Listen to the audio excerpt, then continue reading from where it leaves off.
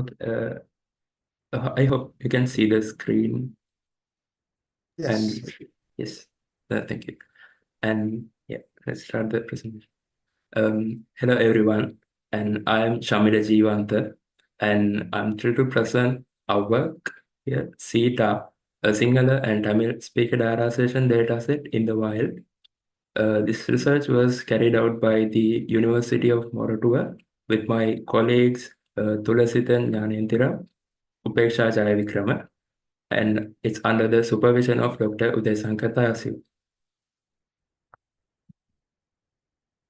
Okay. This presentation will cover several key sections.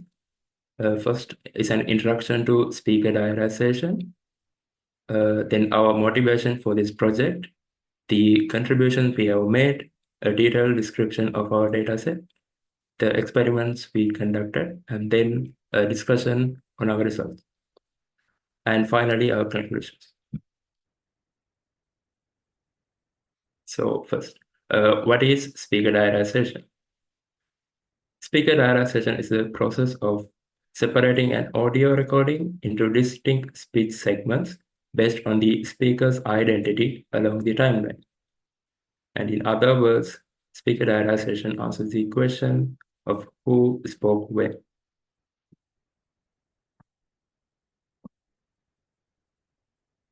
Speaker diarization then is primarily used in content and speaker analysis tasks and automatic speech recognition, which is also transcription. And then in security and surveillance and call center analytics are some of these domains where the analytics of speaker information is important. Whereas a transcription enriched with speaker labels is useful in medical and business domains. And this slide shows an example of how speaker diarization can be incredibly useful in practical and real-world scenarios. This is a screenshot from a YouTube video, captions. And as you can see, without speaker diarization, it's difficult to determine which text segments correspond to which speaker, making it challenging to follow the conversation. But if we incorporate speaker diarization information to the captions, each speaker can be represented by a different color, allowing viewers to easily identify who spoke at any given moment. This improves clarity and comprehension in multi-speaker scenarios, making it far more accessible and easier to understand.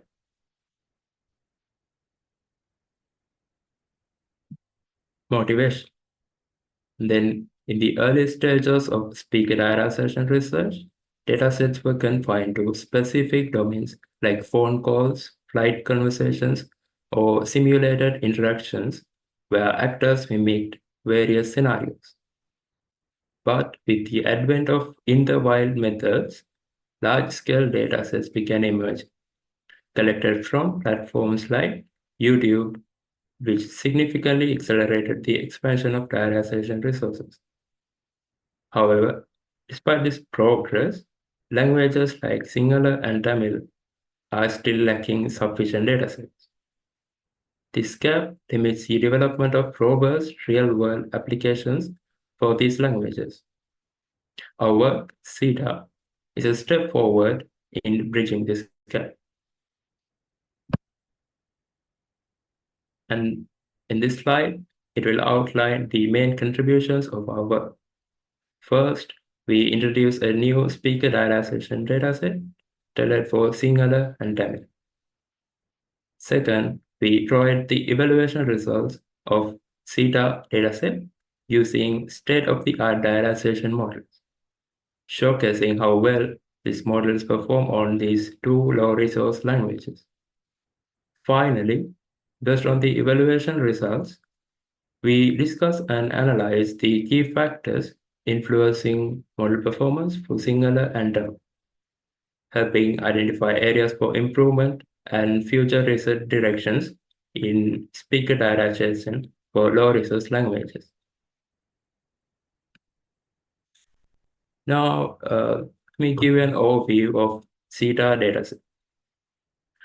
It is composed of conversational data in the wild, in this case, YouTube videos, making it realistic for practical and real-world applications. This dataset includes 60 Sinhala videos totaling 10 hours and 14 Tamil videos totaling 2 hours. The number of speakers in each video ranges from 1 to 10 for Sinhala and 2 to 6 for Tamil. And then let me walk you through the dataset collection process and the selection criteria we follow. We used keywords in Sinhala, Tamil, and English to look for suitable videos and included only one audio segment from each video to ensure diversity and represent different speaking scenarios. We specifically prioritize segments where each speech was overlapped, since it is a task that many speaker diarization models struggle with. Additionally, we made sure to avoid segments with excessive noise or crowd laughter to maintain the dataset integrity, since they can't be attributed to a speaker level.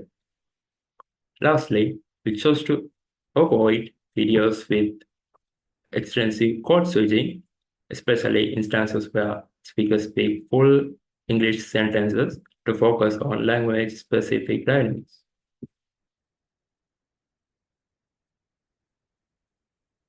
The dataset carries a variety of conversational scenarios, including intellectual discussions, educational content, morning shows, celebrity interviews, and etc. We made every effort to include a sufficient amount of speech from each scenario. The percentage of videos from each category is illustrated in the pie chart.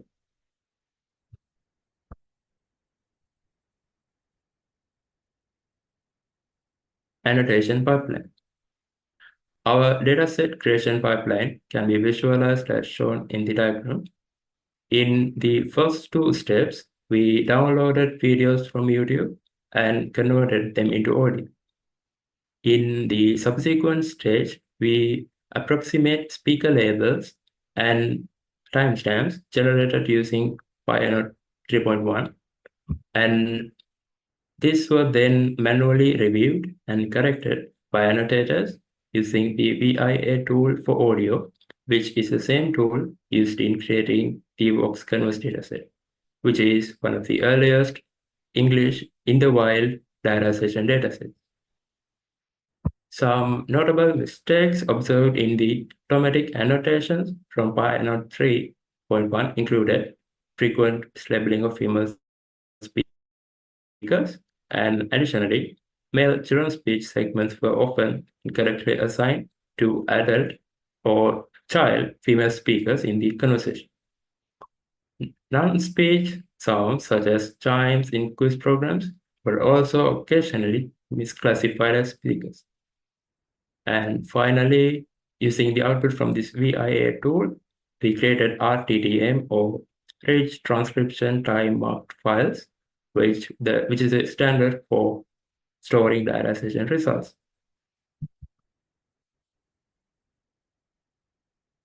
Under experiments, we tested our model against several state-of-the-art diarization models, and to evaluate model's performance, we use diarization error rate as the evaluation metric, which takes into account missed speech, false alarm, and speaker confusion.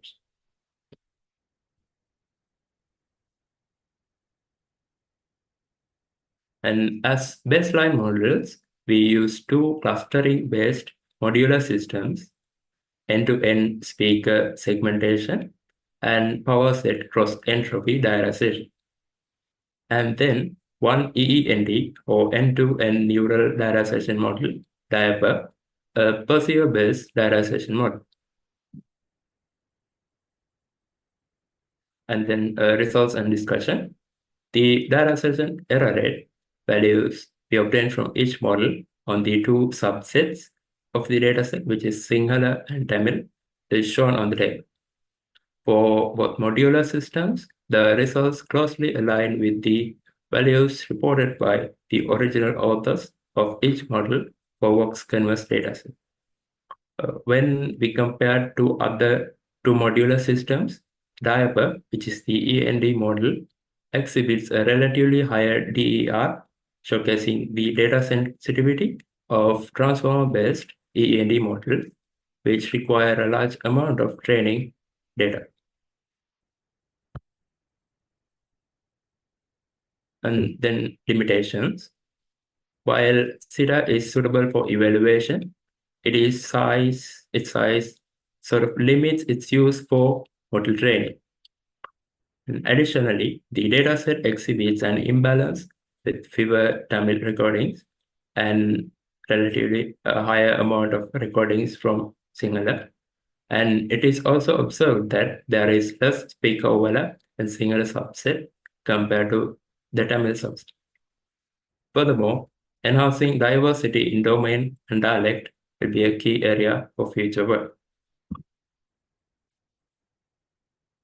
So, in summary, SiTa represents a pioneering step towards addressing diarization in low resource languages, specifically Sinhala and Tamil. And our evaluations highlight the importance of handling diverse speech scenarios, for example, overlapped speech.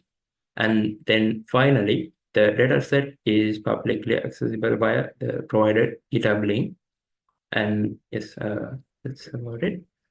And you may ask questions if you have. Thank you. Thank you so much for this presentation and wonderful work. Now the floor is open for one or two questions. If there are any, you can just unmute and ask questions. Okay. Yeah, there is a question. Yes, Yes, please. yeah. Yeah. So, yeah, Shamila, thanks for the good presentation. I would like to know, do you kind of find out any code mixing in the context of Sinhala and Tamil data collection? Because mostly bilinguals of this particular area might change from language to language. Did you ever come across this kind of context while collecting this data? If so, Yes, how did you like uh, how did you actually capture this kind of diarization, especially in the context of code switching and code mixing places? uh, when it comes to code switching, where like all sentences from a different language is available, we excluded those under the guidelines because we like cannot study the language specific dynamics. And but for code mixing, if like one or two English words were in between Sinhala or Tamil sentences, we kept them because it is a natural characteristic of the language. Okay. Yeah. Another one question: is it like most of the diarization happen with the short utterances, or have you looked at the long streaming utterances where there's latency is computationally difficult over there, right? So, what kind of that information I could not get it in your thing? Are they only short utterances or even a long utterances? Um, In this case, the collected videos range from about 5 minutes to 10 minutes. It's 10 to 15 minutes. Uh, is that what you are willing to know? Or did I... No. My question is, if the utterances, especially in the conversations, if the utterances are very small, like with a limited speaker or specific information, the things are totally different. But when you look at the very long streaming audio, uh, uh, the diarization issues are totally different, right? So what kind of that do you have both the challenges in your data set, or do you have some very structured like you know uh, diarization technique that or data set that you have seen in your collection? Um, in that case, we got videos from YouTube, and the models we tested were offline models, like they were not capable of processing like online or like streamed audio. And when it comes to the videos we collected, they kind of like natural sentences, and therefore um, the when collecting with the speech activity in each video, we tried as much as possible to reach There isn't any about immediate. 70%. About 70% of speech activity from each video. And yeah. Okay, thank you. Maybe I will interact with you later then. Yeah, thank you. Okay, thank you. All right. I had one question here. So basically, have you also studied, I mean, done a comparative study on this problem to other similar low resource languages for the same tax? And if yes, how better, or how, I mean, in terms of performance, how far, or how, I mean, what's your comparative study in this regard? In terms of other I mean, low other resource, similar low resource languages for similar task diarization, speech diarization, as you have mentioned, right? So have you done some studies on that? in this study, we only focused on these two languages and Okay. primarily the dataset creation. All right. All right. That's fine. Okay. Okay. Thank you. So